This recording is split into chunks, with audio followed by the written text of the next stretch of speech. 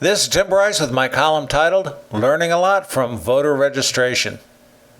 Last month I attended an art festival in the downtown area of Palm Harbor. This is a typical small town affair, attracting no more than a couple of thousand people.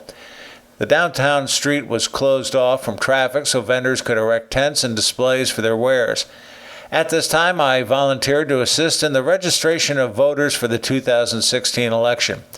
This was a first for me, so I didn't quite know what to expect. Now, I know some of you will say, wait, Tim, you're a Republican. Republicans don't want people to vote.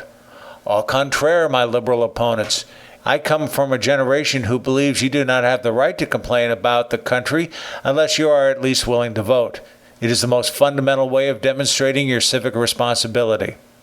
The organizer of the event had a simple table and chairs for us to distribute Florida standard voter registration forms. The forms served three purposes: to register a new voter, to change voter address, and to change political parties. This was a party-neutral activity, as we would assist anyone, regardless of their party affiliation, with their registration needs. As we sat there, we would cheerfully ask passerbys if they were registered to vote. I was pleasantly surprised to find most of the people were already registered, and we would thank them for being so. We also ran into some people who growled they had no interest in voting whatsoever, which I still do not fully comprehend. We had a few dozen people new to the area and wanted to register to vote, but most of the people we talked with wanted to change their address or party affiliation. I was particularly surprised by the latter. These were Democrats who wanted to change to the GOP. Although most wouldn't comment on their reasons for doing so, one woman in particular adamantly said, "Enough is enough."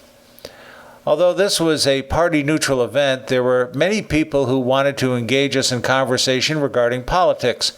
Topics included everything from Obamacare to ISIS and Muslim extremists to voter ID to our fragile economy. We also heard opinions regarding the candidates, particularly Donald Trump and Hillary Clinton.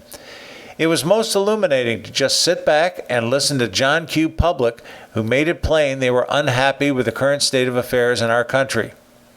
If you ever get a chance to participate in such an event, I encourage you to volunteer your time. First, it is not difficult to do so, but more importantly, you will learn a lot about what people think of our system of government. Friends, keep the faith. This is Tim Bryce in Palm Harbor, Florida. Follow me on the internet at timbryce.com.